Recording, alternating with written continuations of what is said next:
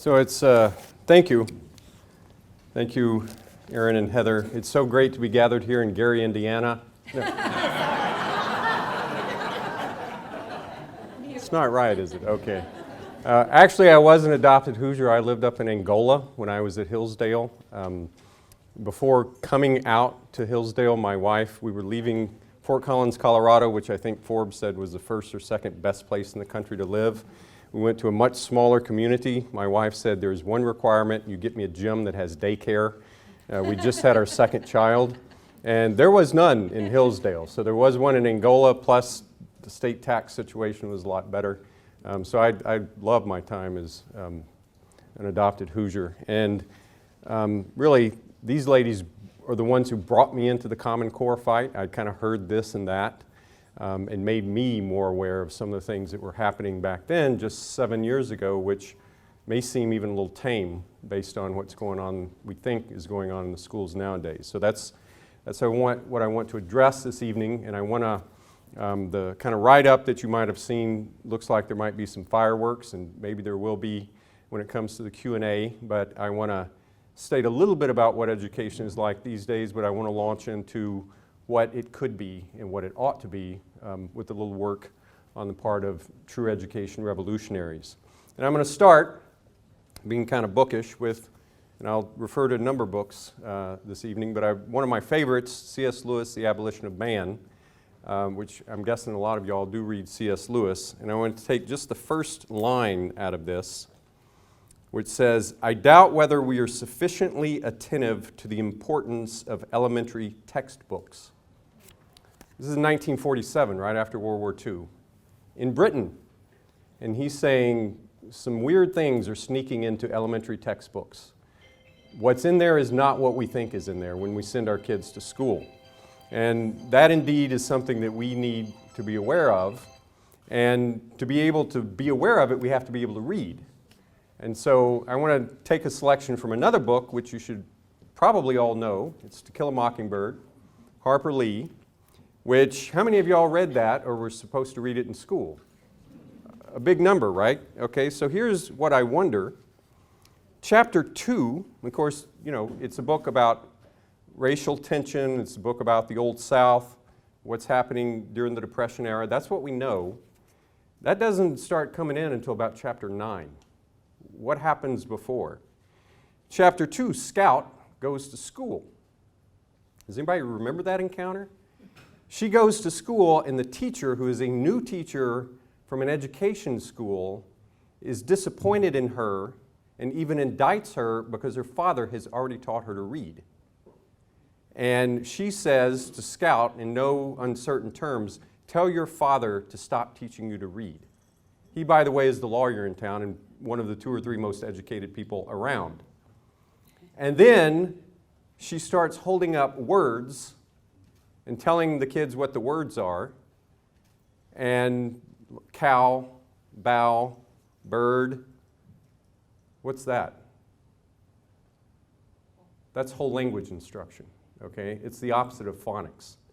Then she reads them a lame story about some cats and some mice and something. And after the story is over, she closes the book and says, oh, wasn't that nice? And the kids are there, who are mainly farm kids, are scratching and moving around in their desk. Half of them don't have shoes on, and they're getting bored. And before anything else happens, the class just pretty much erupts. After she's told Scout, tell your father to tell you not to read. And then there's a scene where she's crying over in the corner. You all remember studying that chapter in school? What happens is, then Scout goes out and sees her older brother during recess and says, in Scout fashion, uses a couple of curse words and says, that darned lady is making fun of me and Atticus. She calls her dad Atticus. And then the brother says, oh, she's new and that's a part of the Dewey Decimal System. Okay, so he's got it confused. It's not Melville Dewey. It's got nothing to do with libraries. He's talking about what? John Dewey. And it also shows you how fast word and gossip can travel in a school. Your headmasters who are in here, it's like lightning, right?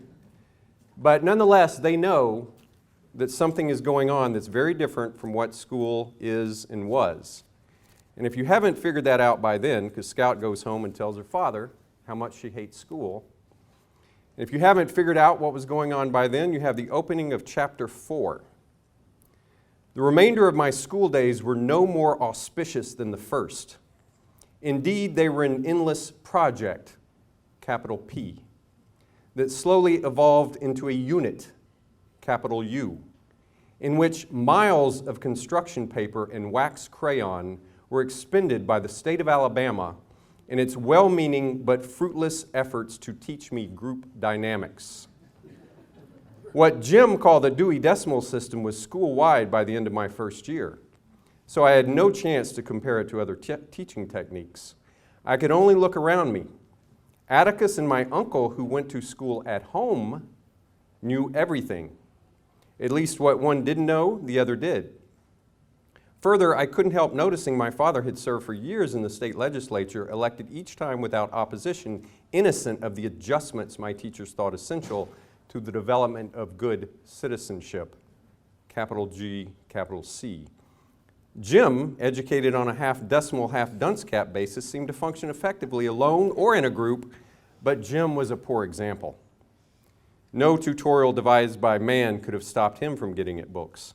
As for me, I knew nothing except what I gathered from Time magazine and reading everything I could get my hands on at home, but as I inched sluggishly along the treadmill of the Macomb County school system, I could not help receiving the impression that I was being cheated out of something. Out of what I knew not, yet I did not believe that 12 years of unrelieved boredom was exactly what the state had in mind for me.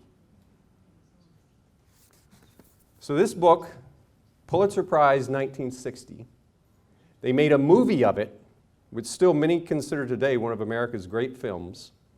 It was supposedly read in schools for 20 or 30 years or longer.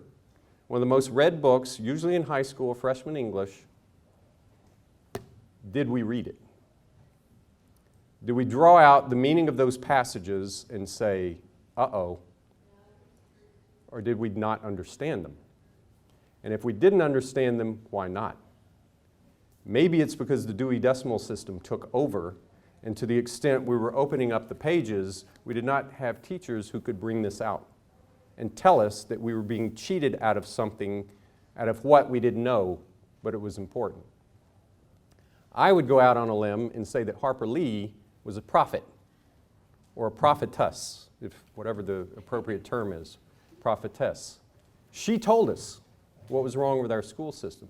She told us a lot about a lot of other things, to include racial tensions, laws, self-government. This whole book is just magisterial in the discussions we can have.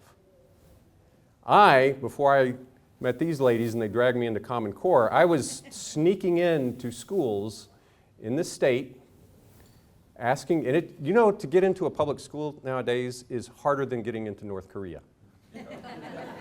If you ask to go visit a class because you're moving to the area and you wonder, do I want my kids in this school? They have every reason in the world not to let you in as a parent. But I used to sneak in, and I would not get to see a class, but I would pass by teachers' rooms, and I'd find a couple of literature teachers, and I'd say, well, do you read To Kill a Mockingbird? Oh, yeah, we read that book. What do you make with chapter 2 in this whole Dewey Decimal System? What's that about? They didn't know. Maybe no fault of their own, because they went to a college education school on the Dewey method that did not prepare them, but the point is they didn't do justice to this book. Okay, that's bad.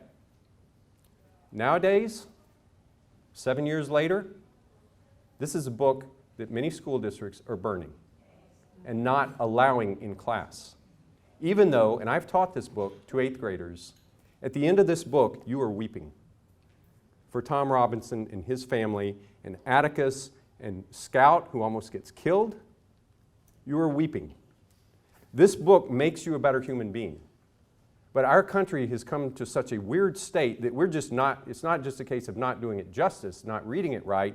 We think it's bad. Why? Wasn't Atticus defending Tom Robinson? There's a phrase, and my wife has to explain these things to me because I get so sick I can't keep up with Facebook.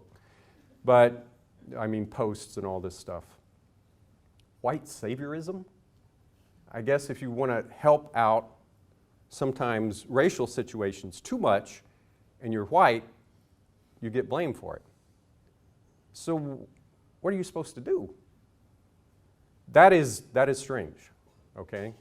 That's the world that we're in, and so we don't even have a chance of reading the things that we need to of these literary prophets who have told us what self-government consists in and what human excellence is and what our sins are, that we could confess and then get back to work at trying to make this a decent world in our pilgrimage.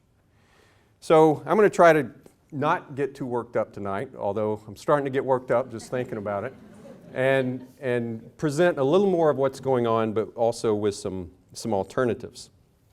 The other thing I want to say is that nothing that I'm saying is new, okay? Classical educators quote from books. They may have a different riff on something, but everything has been said before, usually by much, much smarter people. Who's heard of the philosopher John Locke? Ring a bell? Okay, the founders knew John Locke. The idea of life, liberty, the pursuit of happiness, that's a twist on Locke's life, liberty, and property. Without Locke, John Locke, we probably don't have the Declaration of Independence. We probably don't have independence, right? In addition to writing on political things, he was we'd call him a psychologist, but he was a philosopher of the mind. He had an idea called the association of ideas. And this was very controversial in his day. He said that kids aren't born with an inherent knowledge that we just have to bring out. What happens is that the human mind, though the human heart may have some dispositions, the human mind reacts to what it's exposed to. And so some of you may have some weird paranoia about frogs, right? You're scared of frogs. Why? Well, it may be that when you were a kid and you don't even remember, some frog jumped on you at the same time that you fell down and broke your leg, and that formed what's called an association of ideas, okay? And forevermore, your mind associates two things that may have nothing to do with each other inherently. What Locke said is basically, it's the theory of impressions. Whoever first impresses something on the child's mind, that's what the child thinks for the rest of his life and feels. And it's actually somewhat irrational. Your fears you can't always justify. Fear of heights, for example. Maybe you were born with them, but Locke says most of it you're exposed to. Combine that with what C.S. Lewis says about what is in the books that our children are reading, even at a very early age, and you think, what is exactly going on in these schools? Something that did not exist in my day, which we may talk about a little bit, but in Idaho, where I am, a lot of people, when I give informational meetings on the school we're trying to start, are driving from Seattle. Guess what the first question they ask? And they have little kids. What are y'all going to do about sex education in your school? Because they know what's going on in the state of Washington, and especially in Seattle school districts. So, little kids, I was always under the impression we should protect their innocence as long as we can. Hold off that conversation, folks. And let them, well, I don't want to mention a certain St. Nicholas, but I know kids who want to hang on to that for a long time. And it's their innocence, right? When does that get protected? So that's what's at stake here, and I think y'all do know that. So what is the remedy, or what is a remedy? And there may be more than one remedy. What I would urge upon you, and what I've been called to talk about, is classical education. Now, I'll just ask, how many of you have heard of a classical school or a classical education or something of that vein, okay? 20 years ago when I first started this, the word classical education really wasn't around that much, and you would really have to explain it to folks. They hadn't even gotten a taste of it. I like to say, I grew up in Texas, the Dallas area. My folks are from East Texas, small town in East Texas. And so I didn't grow up with the great books. I didn't grow up with poets and whatnot. I grew up watching Westerns and listening to Waylon and Willie and the boys, and watching Barbara Mandrell and her sisters on television. Barbara Mandrell had a song which was, I was country before country was cool. Y'all heard of that? So I like to say that I was classical before classical was cool. now everybody's trying to be what I was then, and so on. Those are great lines. But classical education, which a lot of people have some fancy ways of talking about, I don't talk about it quite in such a fancy way, because I think it's much easier and accessible than we may make it out to be. One, I would say, chances are either your parents or grandparents had something close to a classical education, and it's what they called going to school. One time when I was in northern Colorado and I was going to church, and the folks in the congregation knew what I did, this lady came up to me. She was probably in her 70s, I guess. And she said, "What exactly is a classical school?" And I started explaining. I said, "Well, we have very knowledge-based curriculum. We require students to take Latin. We teach through phonics." And she said, "Well, I just went out to a school on the Front Range. I didn't have a classical education, but we had to learn Latin. And we had to learn orthography." And when she said that word, orthography, boom. I knew she wasn't. That's what we used to call spelling, which is a classical ortho, like you go to the orthodontist, that person straightens out your teeth and gets thousands of dollars to do it. The orthographer is the one who straightens out your writing and reading and gets a few $100s to do it. So my wife is telling our children, become an orthodontist. But at any rate, it was just going to school. And if you want a real example of what that was like, again, I'm going to mention a book. How many of y'all like Little House on the Prairie? Read Little Town on the Prairie. That book, read it especially for the 4th of July. There is a chapter in that book about how Pa celebrates the 4th of July, and it is the most patriotic thing that you can possibly imagine. But there's also a chapter in there called The School Exhibition. Because the schoolmaster, he needs to buy a building, he needs to raise a bunch of money, and he figures the way to do it is to trot out these kids in their existing facility and go to the church and have an exhibition on what they can actually do. Okay? Laura is going to have a big part in that exhibition. So what you get in that chapter is a sample of what we would assume kids could do in those ages, in the late 19th century. Complete geography, ask obscure places on the map. What she calls short division, in her head, without use of a board, being given a 6-figure number to be divided by a 5-digit number that she does in her head. No mistakes. How many accountants are in here? Can you all do that in your head, or have we gotten too used to the calculator? So, and then what she does is give this large presentation on the first, I think she does the second part of American history. So basically, this other friend of hers does the first part. She takes it really about the Revolution and takes it up almost to the Civil War. All from her mind, all a recitation, which if you go through all the facts that she does, it probably took about 30 minutes. And she does a magisterial job of it. She has to prepare for it, and there's a scene where she falls asleep. It says in there that, "I fell asleep that night thinking about the War of 1812. Okay? How many of your children or grandchildren fall asleep thinking about the War of 1812? Not many. But it is a masterful retelling of American history. The sad part is, how many of our elected officials could give us a narrative of American history in that way? How many of our school teachers, probably those who teach that subject probably could, coming into their teaching, just having been to college, could they? Maybe, maybe not. But this was what was expected of what we would call a high school student, which, by the way, you could go into teaching in those days, as she does, at about age 17 or 18. Right? And probably be better prepared than, unfortunately, what we're having our teachers be required for. It's an amazing chapter. Even more amazing is that chapter on the 4th of July. Pa is really revved up. He takes Mary and Laura, and they get to the point where there is a public recitation of the Declaration of Independence. And I believe the line is, "Of course we recited it by heart." And then she goes, "When in the course of human events it becomes necessary for one people to dissolve the political bands that have connected them with another." I won't keep on going with that, but they know it by heart, which means it's up here and it's here. So when they see fireworks on the 4th of July, it's not just, whoa, fireworks, there is that. But it's also what's going on right here because they are proud to be Americans. By the way, do we get to read Little House in schools nowadays? It's one of the books that's being shoved out. There is an unfortunate chapter in here, I have to admit, where Pa, and it's weird, but he dresses up in blackface, I think, acting out, kind of a comedy.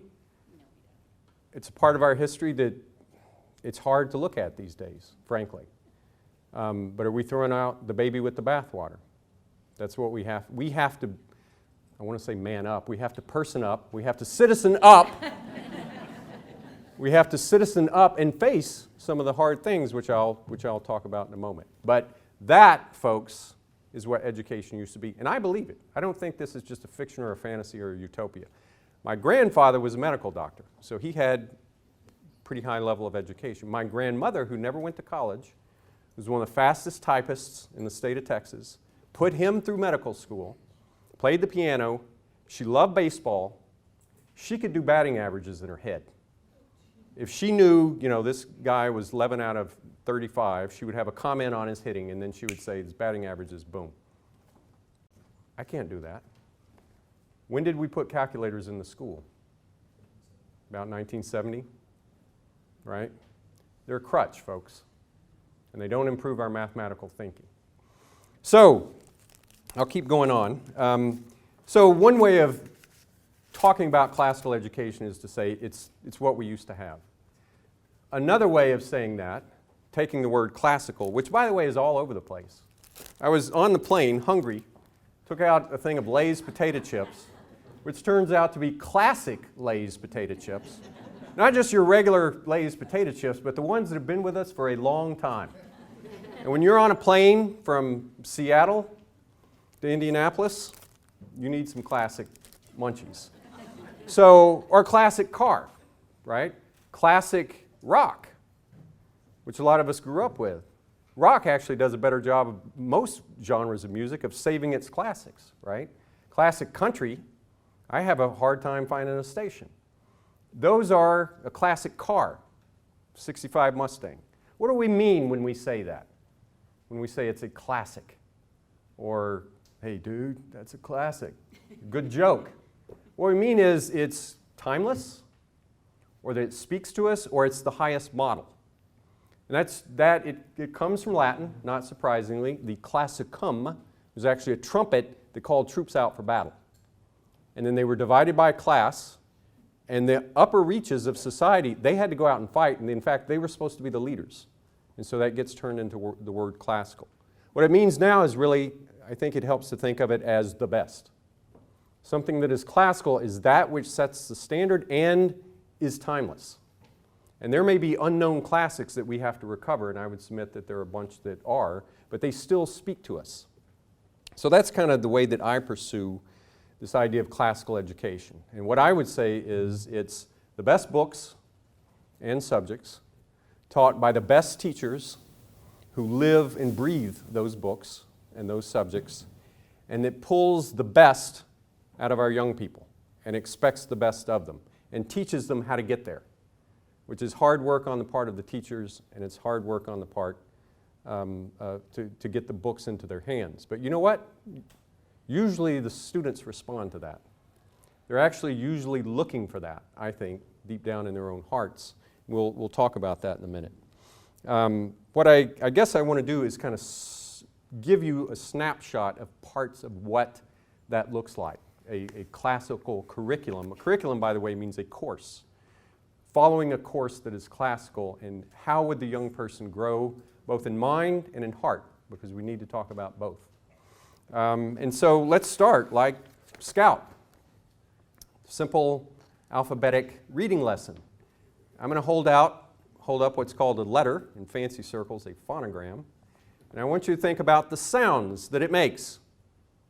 Okay?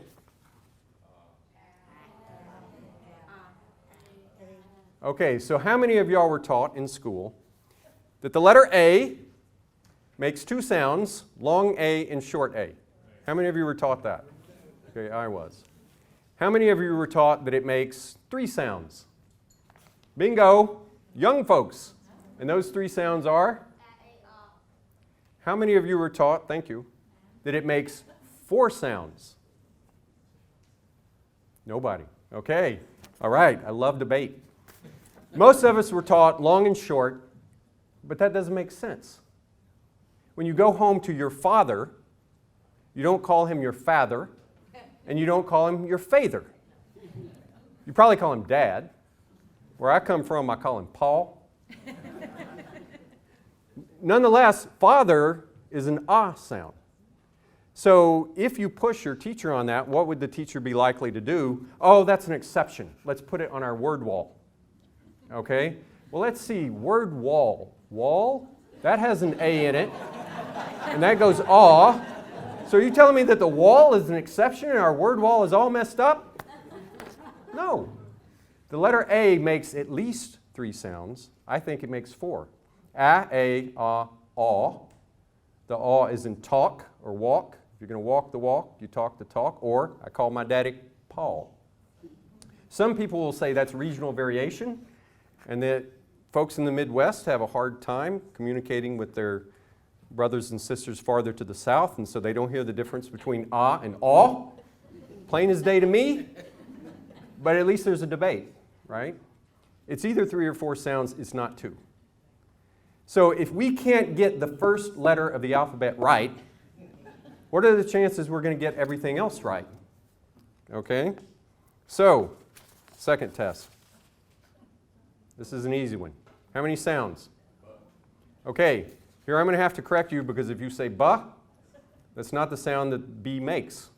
Because, for example, if you say, my stock is booming, you don't say ba-ooming, you say booming. So this is really hard, but instead of saying ba or B, you have to say bo. Bo. That's hard because you have to control that impulse. That's a hard thing to say. That is true. The letter B makes only 1 sound, except, what about the word numb? What's that thing you use on your hair? I used to use those a while back. Comb. Sometimes the B goes dumb in the old-fashioned sense, right? Or you might say numb these days. So that is something that the phonics folks have to explain to kids because otherwise the English language doesn't make sense. If you just simply say that's an exception with no explanation, we're pretty dumb. We don't get it, okay? Okay, last one. I'd love to go through every single letter and phonogram. These young phonics folks over here, if you learn it as then you're going to get both sounds, okay? Except you have to be told something, and if you're not told this, the world's going to be confusing. What's that stringed instrument that some folks play who opera stuff up? A cello. Why in the world would you do that with the letter C? Cello. Bella. It's Italian, right? The Italian language makes a ch sometimes for the C sound, especially when it's doubled in Masticcioli and what have you. Our language, surprise, surprise, has been informed and changed by other languages. So if we're going to do justice to our ABCs, we have to bring in a little French sometime, or a little Italian, or a little Spanish to explain why these letters do the wacky things that they do, right? So that is something that kids actually love. They love phonics. If we don't tell them the story, then not only are they worse spellers, and then we put spell check in there to give them the crutch, the same crutch that the calculator is, which I don't know if they even use calculators nowadays. Do we just ask Siri, hey Siri, use the same, 137,000 divided by 426,000, and here's Laura up there with her cell phone. Somebody needs to do a parody on it. I'm going to do it tonight, okay? The other way really to love phonograms is to read Adam the Codebreaker, the first adventure-based, phonics-based adventure novel written by, me.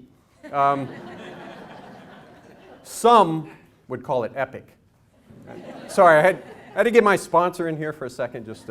Now, actually, this is a book that I've read to little kids, which is this Boy wakes up one day, his parents are gone, all the adults in the city are gone. He finds out that they've been kidnapped by King Ramus, whose first name is Ignore, and they're holding them hostage, and he can't get them free unless he goes to Letterland to meet letters and find out how they're spelled. So at any rate, fun things you can do with phonics. So that's where we start. What else should we start with? Well, what books are the kids reading? What are those first impressions made on them? How about, instead of the stuff that is being thrown at kids right now, how about some fairy tales? How about Hansel and Gretel, right? How about Little Red Riding Hood? Those are compelling stories. There is a reason why they have been around as long as they have. Because they're exciting stories, and you get to talk about them. You should internalize them. You should think about them. Young people love stories. They just do. We love stories. That's why we go to movies. That's why we read novels. Human beings are not just a social people or a political people, as Aristotle would say. They are a storytelling people. So why not tell the stories, the best stories that have survived the ages, to inform our children's imagination and mind with? Especially, as much as I like fairy tales, fables. Aesop's fables. Fables, children ought to know, right? They're still a part of our language. I was reading the Wall Street Journal the other day, and somebody was talking about cybersecurity and was talking about the boy who cried wolf, making that reference. Well, cybersecurity, you know what that means. Okay, that's the most high-tech thing you can possibly think of nowadays, one of our biggest worries, a cyber attack, and yet we're using a fable from 3,500 years ago that's been around and used by so many people to describe the peril that we're in. Something tells me that there's something classical and true and permanent about that. I don't think kids are reading fables nowadays. I don't even think they know who Aesop was, who actually, according to legend, was a slave who, in order to tell things to his master, had to say it in a very delicate way that drew out natural critters, mostly, in order to explain our human problems. And it doesn't paint a rosy picture. It doesn't paint human beings as particularly good if we take what the animals are as us. But it does give us prudence, and it does tell us we have to work hard, and it tells us we have to be careful in life. Are we reading fables? Back when I was a kid, I had a fable book on my shelf. I didn't really read them seriously, I think, until graduate school. What great American political orator and figure read and loved fables? You know?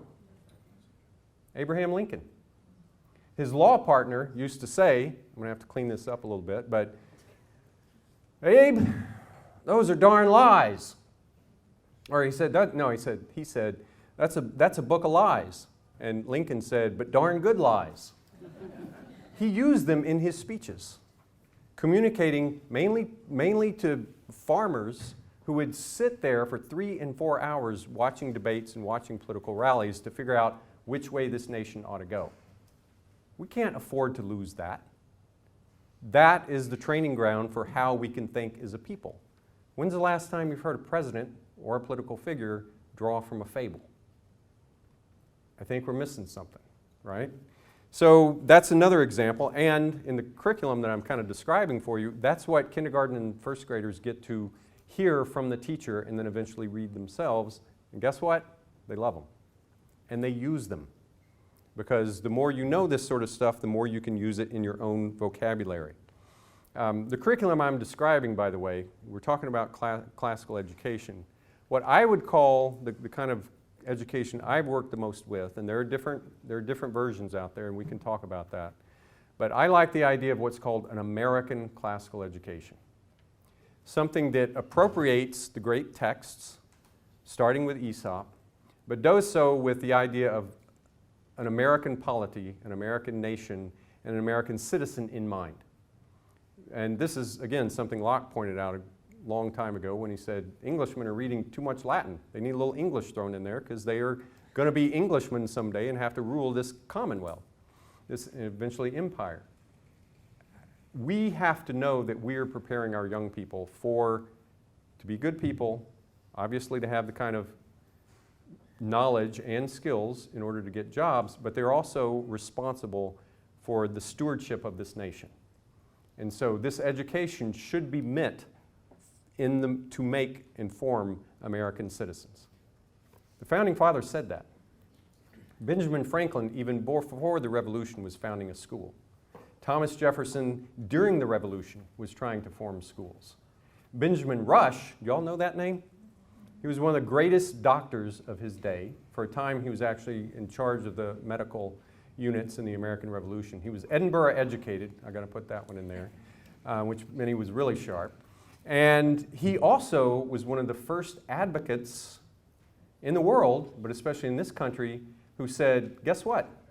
We'd call it a classical education. This education, this learned education, is not just what boys need, but it's what girls need.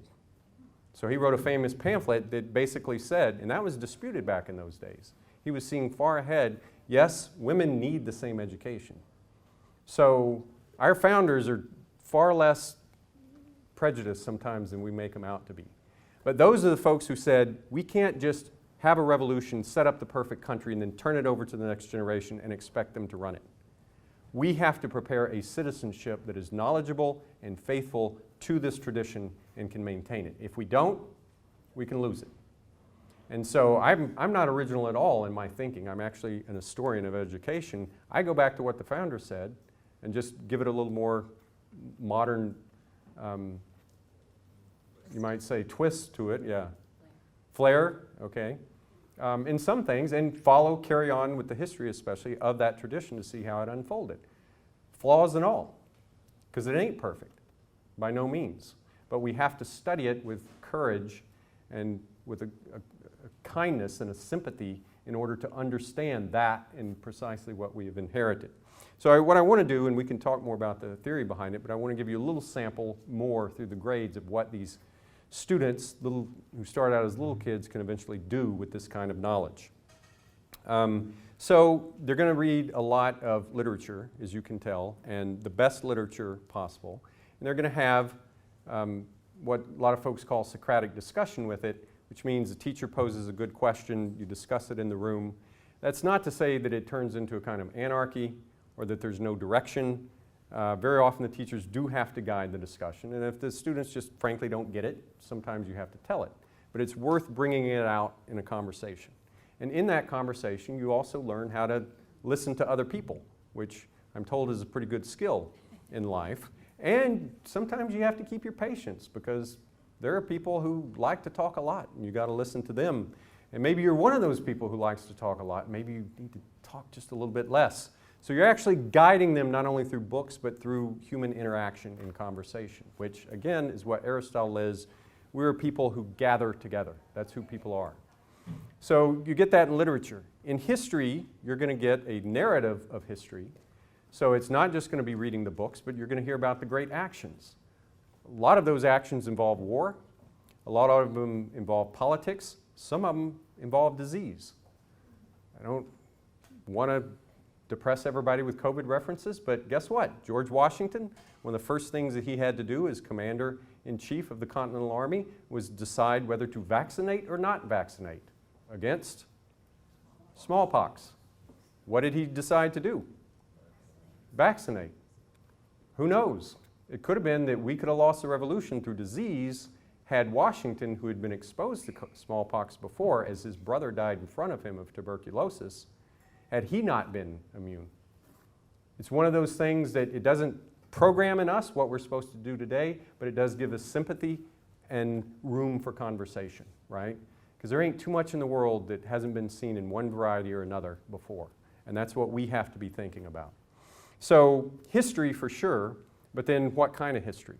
The curriculum I use, I'll just go ahead and tell you what it is, was started by E.D. Hirsch, who wrote this book back in the 80s, you may remember, called Cultural Literacy. It was written at the same time that one of my former professors, Alan Bloom, wrote Closing of the American Mind. So 1986 or so, education, not too long after the Reagan report, A Nation at Risk, came out, really dominated the scene of our thinking. E.D. Hirsch went on, after cultural literacy, to form a curriculum called the Core Knowledge Curriculum, which if you've read any of his recent books, and he just came out with another one, he really deep down was thinking about education for citizenship. And if you look at that curriculum, which I know well, it is astonishingly good. Students at every level every grade gets some aspect of American history on a rotating basis. So one year they might study the Revolution, next year the Civil War, and then I'll get into the 20th century in a minute. But every year they get about a semester of American history. Then every year they get some aspect of Western history. Obviously the Greeks and Romans, they're going to study at the beginning, 1 year for the Greeks, 1 year for the Romans. They're going to study in the 4th grade, the Middle Ages. In 4th grade, which means they're going to study chivalry. They're going to study the history of the church. They're going to study a lot of the almost getting to the age of early exploration. They're going to understand medieval civilization in a way that I was never taught till I got to college. I was never told anything about the Middle Ages. So they also study other cultures. So each year some aspect of the Far East is taught. In the 6th grade, they start out by, this is more of a capstone, they start out by studying Greece and Rome, which they've studied before, as I've said. Then they study the history of Judaism and Christianity. Then they jump all the way to the 18th century and study the Enlightenment. And then the 2nd semester, they study the 19th century. That's pretty powerful stuff for a 6th grader, right? All of which tees up what they're going to study in 7th and 8th grade. And I'm going to maybe talk about this a little bit more, but when they get to 7th and 8th grade, they have to study the 20th century. Now think about all the wars and things that have happened before in the Middle Ages, in the 18th century. A lot of wars, a lot of mayhem. The 20th century, maybe even worse, right? I'm reminded of the song, I beg your pardon, I never promised you a rose garden.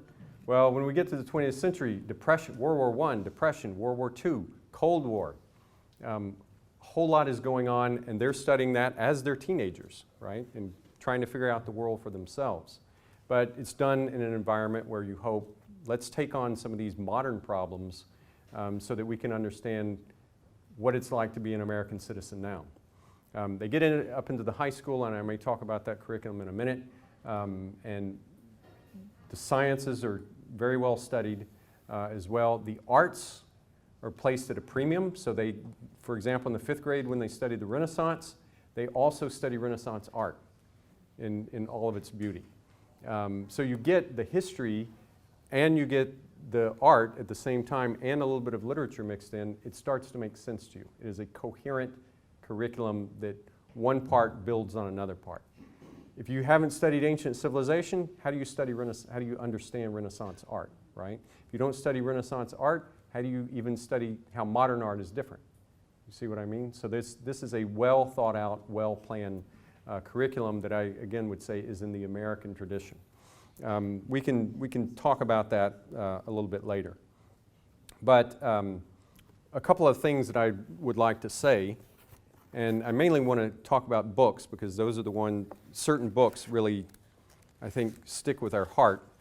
5th grade, Adventures of Tom Sawyer. You probably can't see this very well. So how many of y'all read The Tom Sawyer in school and you remember it? Okay. How old were you when you read it? 6 or 8?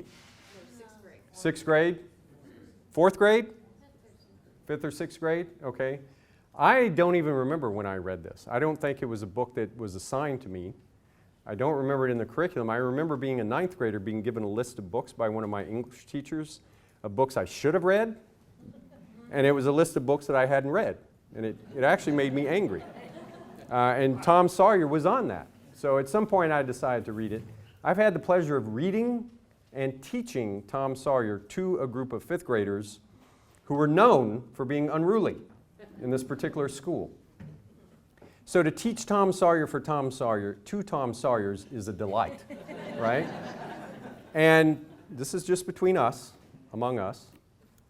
What I think, in addition to reading a chapter in Tom Sawyer, their homework should be, go out and have an adventure, okay? Now, I'm not telling you to play hooky from school, okay? That's what Tom does. And I'm not telling you to get in a fight, which is what Tom does in the 1st chapter. I'll say something about that in a minute. Okay, I'm from Texas, so we used to get in fights. I think it's a federal crime or something if a child gets in a fight nowadays, which we would call a dust-up. But what is this? This teaches young people spiritedness. When this ne'er-do-well named Tom actually ends up saving the day because he has that spirit of adventure. And if you remember his stepbrother or whatever, Sid is a drip, okay? He's the perfect little boy who sits on the front row and answers all the questions right and tells on Tom when he does something bad and gets him in trouble, and that's why he has to paint the fence. At the end of the book, I asked my students, I said, well, tell me what you thought about Sid. They hated him. They could not stand him. They loved Tom. Now, folks, I think this is a current concern. What I see among a lot of young people, maybe even one of my own children, that phone is out all the time. And it's a video game going on, or it's a chat. Where is the kid going up and down the street on his bicycle? Where's the kid who's going off to the pond to fish for catfish? Where's the kid who wants to explore up and down a creek? Where's the kid who gets lost and has to figure out how to find his way out of a forest? You know, all those things, isn't that what makes explorers and adventurers? And have we become a culture that doesn't want explorers and adventurers unless it's figuring out a new app? I mean, I'm worried about that. As much as I love technology and I want my kids to help me with this funny phone, that I think some people know how to get this phone to memorize other people's numbers, but I think Aaron can testify. I don't know. I can scroll down but if you're off my list, I've forgotten you. Called and texted. I thought he didn't like me. Didn't want to answer. But in the hearts of young people, I think we need to invite them to take risks, right? That's what this kind of book does. I mean, it really does. Guess what? Tom Sawyer is one of the books that we've chunked. I can think of nothing else that would stir up a spirit of adventure, other than adventure itself, in the way of a book than this, but we can't read it. Why? Well, because it contains racial epithets. I don't know if I'm allowed to say this, but it contains the N-word. I've taught this before. You can deal with that by saying, number one, that does not mean that Mark Twain is a racist. He is simply saying what people say during that day. That's how people talk. And he's not trying to denigrate anyone in that. He's trying to be faithful to what the book actually says. If you want to see what Mark Twain really thinks about the predicament of black men and women in the South, wait until Huck Finn, right? Because that, again, is one of these heart-pounding novels where you find out what it really means to try to escape and try to be free. That's not racism, folks. That's an attempt at redemption. But here, we don't get to see Tom painting the fence and tricking his neighbors. We don't get any of that because we've thrown it out. The baby with the bathwater. Here's another one, because I haven't said much about, books direct. Well, we talked about Scout. Scout gets in fights, by the way. I mean, she's a girl who does not suffer fools. This is Pollyanna. Okay, how many of you read Pollyanna in school? Okay, I never even heard of it when I was in school. You've probably heard the phrase, she's just a Pollyanna. And what does that mean? It means she just looks on the bright side of everything. She's just hopelessly, a positive thinker. She's an optimist. And it's really condescending the way we use the term Pollyanna. She's just a Pollyanna. And I think it's actually offensive to girls, right? To be sympathetic is bad. But that's not even the story. Pollyanna plays what's called the glad game that her father, who was a preacher, taught her because she lost her mother, and she had to learn and to cope with death and all other things that could happen to her, and she had to somehow think that life could be good no matter the hand that you're dealt. And then her father dies. And she ends up with no parents, having to live through life. And through moral force, she plays the glad game. Folks, this is, that's stoicism with a faithful basis to it that requires courage on the part of a 4th or a 5th grader, right? Look, there are kids out there who have lost parents. There are kids out there who have lost loved ones. There are kids out there who bad things happen to them, especially in this world where we're worried about how kids are themselves picked on, treated, etc., hang-ups or anxieties that they have. Why not sit down and read a book with all of them to show them what moral courage really looks like? Not fake optimism, but really how you suffer and then seek for redemption and ultimate happiness. Shouldn't we be doing that with our kids? I hope. At any rate, so that's kind of a sample, but that's not it. In the fifth grade, by the way, this is where they read the Tom Sawyer. Fifth grade's tough. How many of you, if you think back to your fifth grade, was that when you actually did have to finally have sex ed? That's when I did. It was a female teacher who came in and started explaining stuff to us, and I did not like that. We didn't have the word creeped out back then, but that's what I was. I'll hit that in a minute. But Renaissance art, which they study in the fifth grade, have you ever seen Statue of David? He's naked.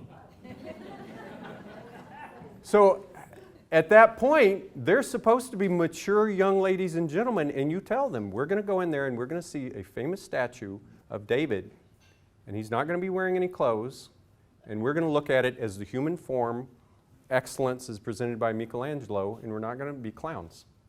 You know what? They won't be. They're a little embarrassed themselves, but if you have polite young men and women, they'll go in there and they'll see the beauty of the art. And guess what? It also informs them about something that they ought to be learning in church. So we can say more about that. Frederick Douglass narrative. Did you read that in school? Fifth grade. I've taught this to fifth graders as well. In fact, sometimes I insist on teaching it. Why? Well, there's some rough scenes in here, right? To include, I believe it's his aunt, who has a child who's both black and white. And so you have to think about how that happens. He describes how that happens. So there are some tough scenes that children have to work through in this book. But it's mainly how slaves are treated. And occasionally they're actually treated nice, believe it or not. But this is a book in which you know how he frees himself? He figures out after one of his masters, who's actually a mistress, starts teaching him to read, meaning the ABCs. And then her husband comes in and says, never teach a blank to read. It'll spoil him, and he'll be unfit to be a slave. Frederick Douglass overheard that conversation, and he said, I'm going to learn how to read. And then he started taking scraps off the table and finding his little white, I think he calls them urchins, but little white friends, and he would give them food, and they would teach him what they knew about the alphabet. He taught himself to read with the help of his buddies. And then he read a very famous collection called the Columbia Orator, read some of the founding documents. I have a copy of the Columbia Orator, founding documents that promise that all men are created equal. And actually a dialogue about a slave and his master, that the slave wins, and then the master gives him his freedom. Because this slave knows how to argue, because he's self-educated. This is heroic. And it's also a book about education and self-education. Are we reading it? Probably not. So if we want to understand not only how we overcome societal problems, but individual problems, and what could be worse than being born a slave, and not even really understanding what that means, and having to work through that, and having to fight, literally, with fists to free yourself, we are depriving young people of our history and what it means to fight for what's good. That doesn't make strong souls. And it doesn't even give them a good grip of history. But it's not being read. Something else is being read, and it's probably not very good. So this is a sample of some of the things that we could read. I could mention very many other things. But I will tell you that, and I'll go through kind of one particular subject in a moment. As students are reading these books, they are memorizing poetry. They're memorizing great parts of great speeches in history. They're learning a whole lot of history in detail as to what actually happened, such as George Washington crossing the Delaware and his men on that cold Christmas night in 1776. Classical education is living with these great heroes, heroines, and sometimes ordinary folks of the past. Why? Because we're antiquaries? No, it's because, like a classicum, like the horn itself, they're calling out to us from our tradition, from their graves, saying, this is what you have to do to be a good human being. This is what you have to do to preserve or to make a country. This is what you have to do to love another human being. Uh-oh. Love. Love. It comes to us, folks. Right about 15, 16. What do you do with these teenagers when they're more interested in the girl sitting next to them or him than they are in the book that the teacher's trying to teach? You give up? Do you divide the classes into boys and girls? No. What light from yonder window breaks? It is the east, and Juliet is the sun. Look, Shakespeare has the best pickup lines in history, and we're not even teaching them to young men. They're deprived.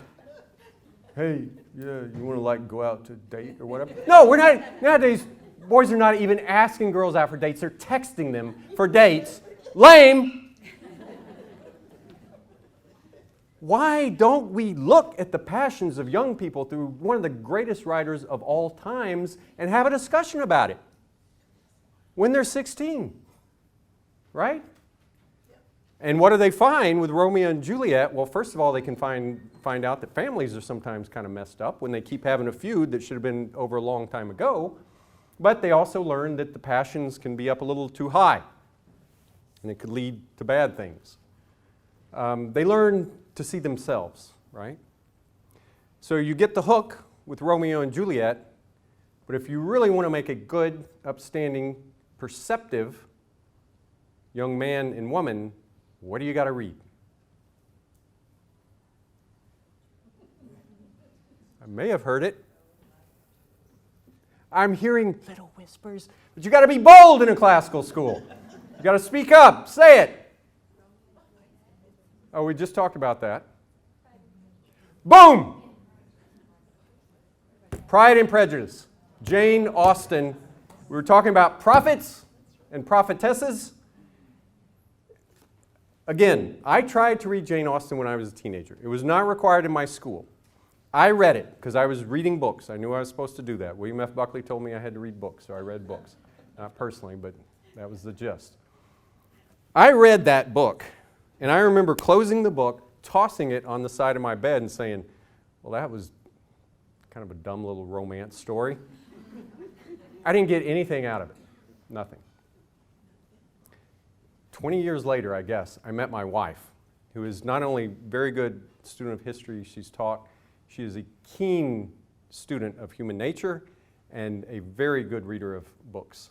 She really taught me what that book is, and then insisted that I sit through the entire 6-8-hour Colin Firth version of Pride and Prejudice. That book is phenomenal. That book is a training in how to be a gentleman and how to be a lady, frankly, and how even the loftiest, smartest, richest fellow sometimes needs to be brought down a level or two to understand who he really is and to understand what love really is. I mean, it is an incredible book that is not being read.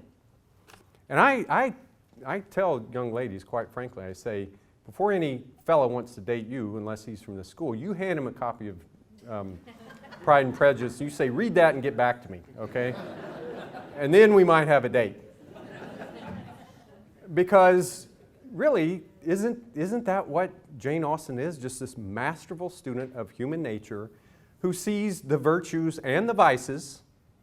Sometimes it's more vices than virtues, sometimes it's the other way, but both in all people, and then shows us how we can make up for that as ladies and gentlemen. It's inspiring. And if you teach it in the right way, even the boys will like it. I have taught this book to students, 10th, 11th grade, and then made them watch the 6 to 8 hour BBC Colin Firth version. And they don't like to admit it, but I've seen the boys weeping at the end. I mean, how can you not love Elizabeth Bennet? If she sees something, or Colin Firth, okay, I'll concede that. But if she sees a guy who's messed up, she's going to give it to him in 2 or 3 sharp sentences that are going to nail it, right? That kind of pith and study of human nature, shouldn't we be teaching young people that, right? And one of the things about these books is you don't just read them once when you're a kid. You read them again when you're 30, and then again when you're 40, right? You read them as parents, you read them as grandparents. The books don't change. We make our way up to where we can have full understanding of those books, ergo human nature. Shouldn't we be giving that to our young people, right? And I think if we don't, we're not sending them into the world able to figure out this hard calculus between men and women, which started out between Adam and Eve as not working all that well. There were issues with the first couple. So shouldn't we make that a serious concern, one that we can laugh about, but one that we also have to take seriously and aim for the highest? That's what a classical education does. It aims for the highest. So that if you are Elizabeth Bennet, you know that any fellow you meet is going to have some flaws. And so that if you are Mr. Darcy and highborn and all the rest of it, don't think too much of yourself, because you ain't proven nothing yet. So this is what I hope we're lining up. Let me say a couple more things. The mission, I said, is we're making citizens. So I do have to give a little preference here to American history, just to kind of give you a view of what that looks like. Yet there are a lot of other things to talk about. And if you want to talk about math, what that looks like in a classical school, if you want to talk about science, these are all very important topics. But I'm going to say first something about just the American history, and then I'm going to talk a little bit about this cultivation of the individual and what we call character education, but has other names and ideas behind it. Just the study of American history.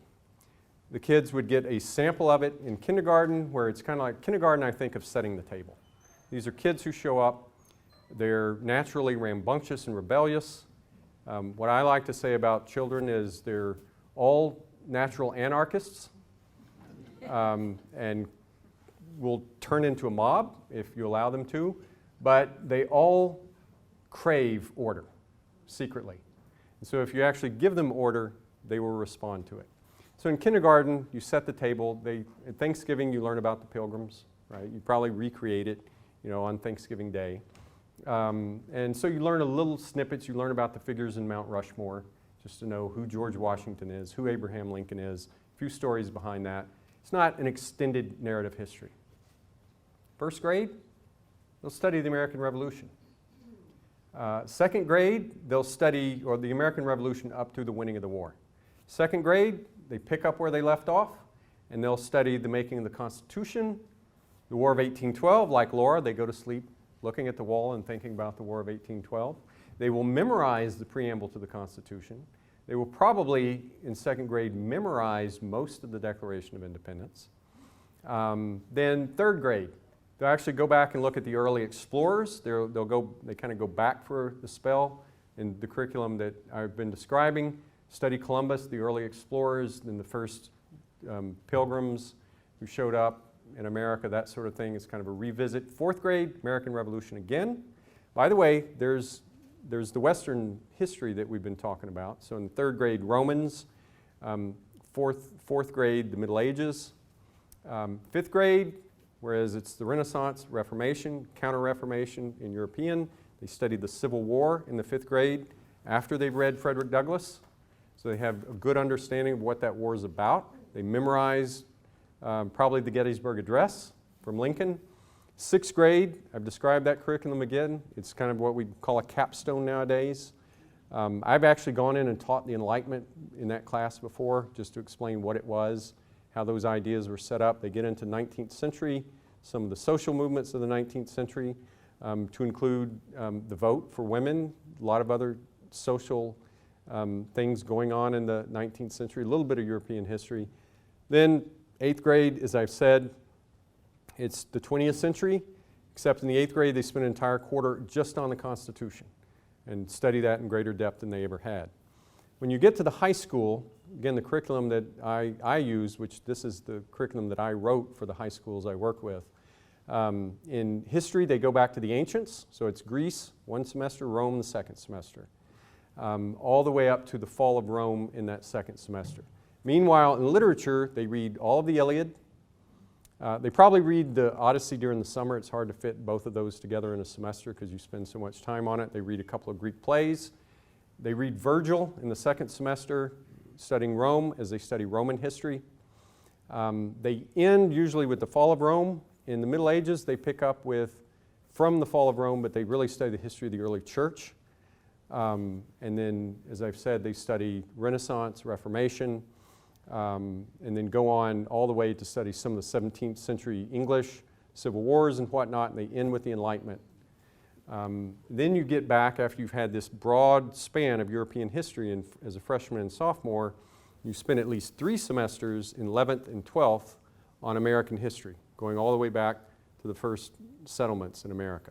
So not just 2, but 3 semesters, because it's impossible to cram all of American history into that one year.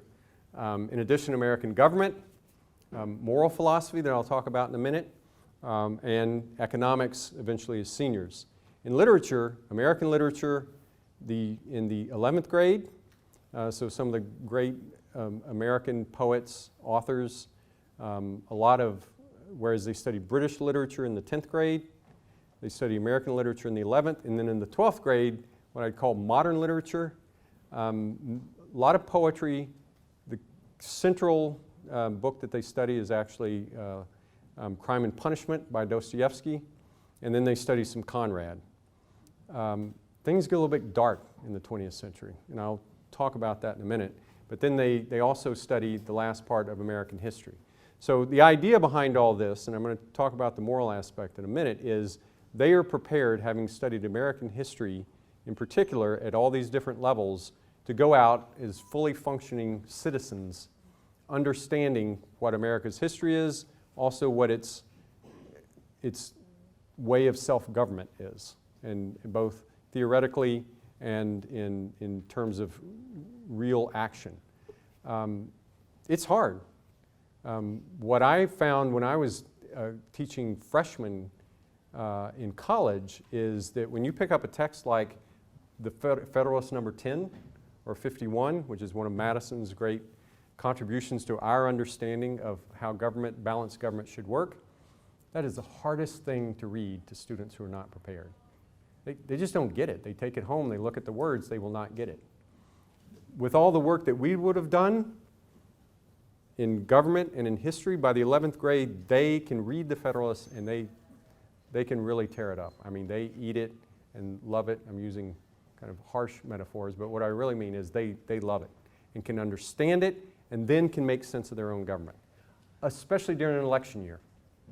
Oh, maybe that's why we have a divided government. Wow, the Democrats and Republicans, they don't get along. And then Trump, wow, I'm sure what party he is, he's very different. Then, I mean, the conversations explode, right? Because they see human beings are not quite perfect. Maybe we need divided government because anybody who gets in office could potentially become a tyrant. And maybe we need a distance between the federal government and the states because as nice as they sometimes seem in Washington, they might want to take some of our rights here at the state level and so on, right? But they can do this in such a way that they can articulate what self-government in the American tradition means as opposed to throwing slogans back and forth. We want Lincolns, right? We want people who can stand up and speak and defend their opinions with a lot of thought and a lot of reading behind it. So that's an American classical education. I want to say, unfortunately, 2 very quick things. I kind of have to squeeze these in here. Almost as much time as we spend on the minds of young people, we spend on the hearts of young people. because that's what education is, right? We're working on training their minds, but we're also working on training and improving their hearts so that they can be the conscientious, good human beings that they ought to be and that their parents want to be. And what we hope is that being good, in addition to being smart, is what leads to this very, very hard thing to achieve, actually, called human happiness. And this is, of course, an old idea, goes way back to the ancients, and has been a part of our tradition, but you can't just do everything that you want and actually expect to find ultimate happiness. Moreover, you have to live with other human beings. Brothers and sisters, neighbors, rivals. How do we get along as human beings? I've known a lot of folks who've had a lot of squabbles, to include people who've run schools like this, by which I mean boards, to include teachers who have worked together and then have a falling out. How do we get the best out of our young folks? Well, the way to do that is just to teach them the things we've been talking, but expect out of them a high standard of character. And so one of the things that a classical school will almost always do is have a certain list of virtues that it, on top of just being a good citizen, it tries to inculcate. Virtues such as courage, courtesy, honesty, perseverance, self-government, service. Those are 6 that I've used that would become the pillars of the school's virtues, which we inculcate through example, but also through expectation. I once was head of a school with a colleague who was a retired Air Force colonel named Colonel Lambert. His favorite, and so he was the assistant principal, he got most of the kids who had been sent down to the office because of their teachers. His favorite virtue was self-government. And if you've not heard from Colonel Lambert on self-government, you've never heard it clearly laid out entirely, which our students had, the luck, the fortune to be able to do so. But as I say, these kids crave that kind of order. They crave knowledge. And it's amazing. I was talking with some folks earlier today. What do you do about the kid who gets in trouble? What do you do with the Tom Sawyer? Well, I mean, if he's a little kid, or she, and has not shown enough courtesy and has said something nasty about a classmate, if it's a first or second grader, you send them back to the back of the classroom where you have a character card, and the child might have to check courtesy, is saying, I was not courteous, put it back in his little slot, and then go back. He's been separated to the class just for a moment, comes back, hopefully is more accountable. Those checks can build up. Guess what happens at the end of the week with those character cards? They go home. And maybe dad, usually mom, gets the character card and says, so what are the problems you've been having with courtesy, Leonard? Okay, so the parent knows. Now, it's not a federal offense to get one of these character cards. In fact, for one of my children, the first character card that came home after a couple of years of being in one of my schools that didn't have a check on it, I framed it. Wow, no checks this week. What in the world happened? But kids, that just shows kids need to be accountable.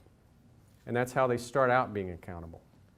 You get up to the upper ages, okay? Maybe they're a little bit more like Tom. They're a little restless. What if they really do something that you got to work with?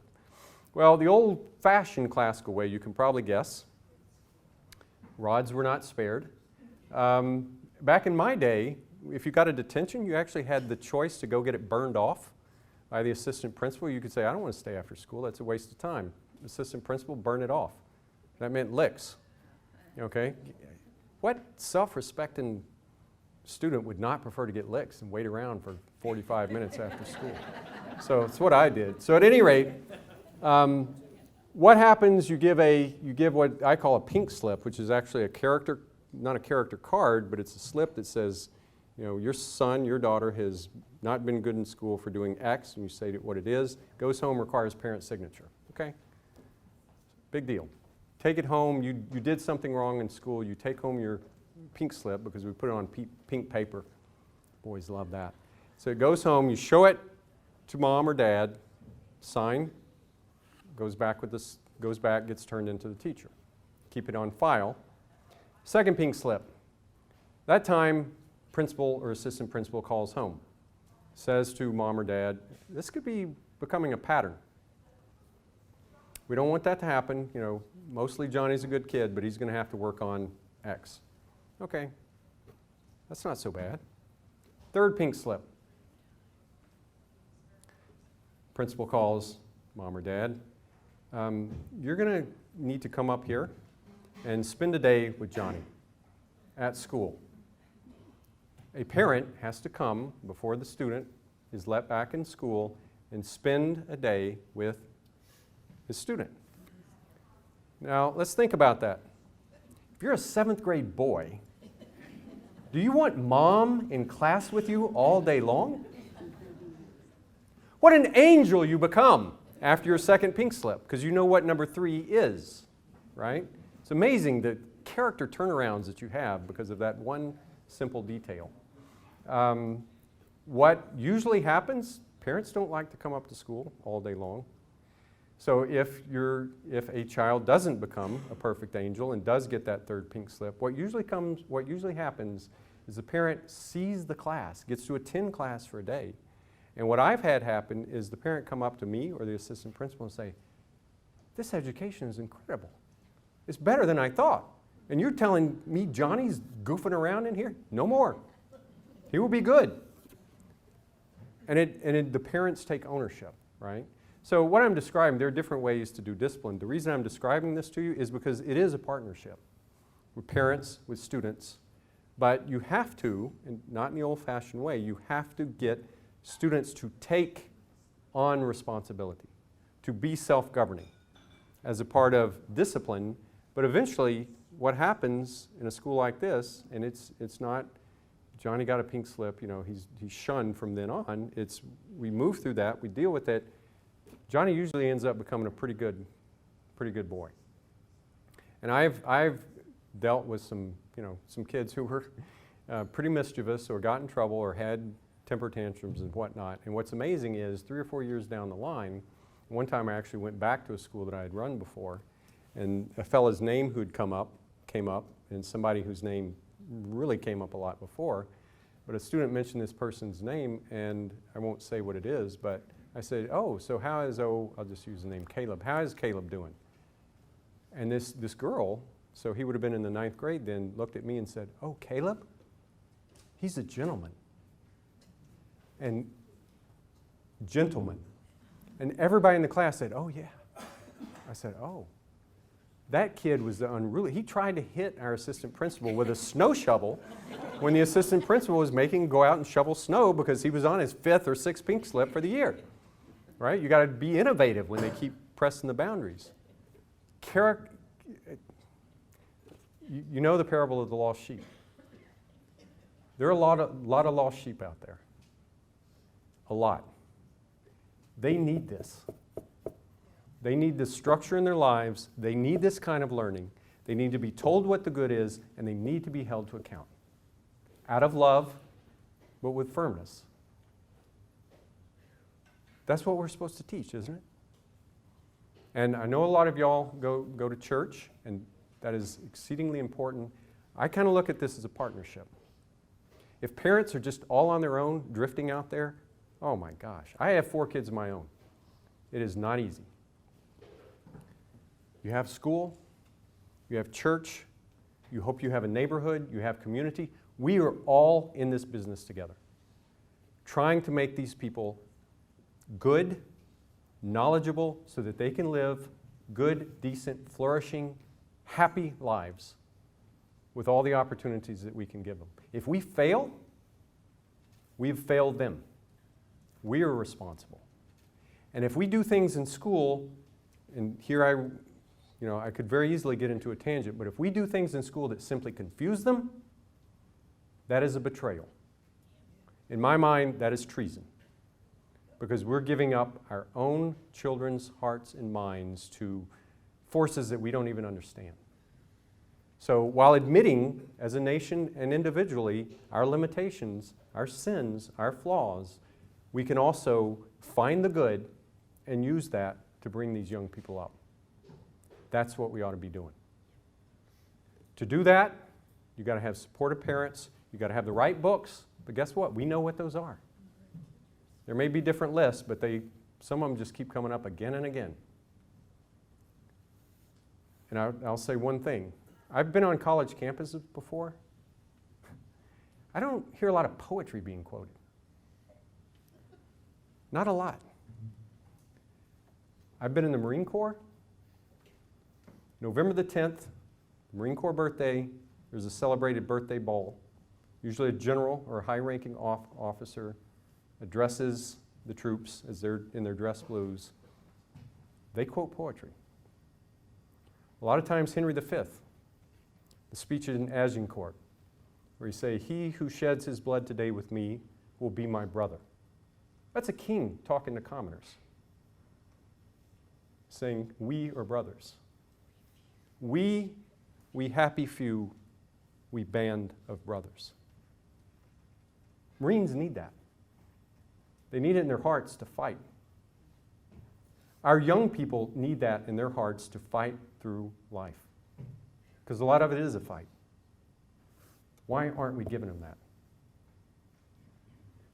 They will respond to it. They will love it. All kinds of students. Because our job, and I should have said this at the beginning, but what all the students do in the schools that I run, at least nowadays, they come in, get in class, get orderly. Teacher has them stand up. They say the Pledge of Allegiance. One nation, under God, indivisible, with liberty and justice for all. Then they say the school pledge. I will learn the true. I will do the good. I will love the beautiful. This is what we want in their hearts as they begin a day of school. And it's like this. There are ups and downs, but we want them to pick up their packs and make it through the tough times so they can better enjoy the good times. Let's do it. Thank you.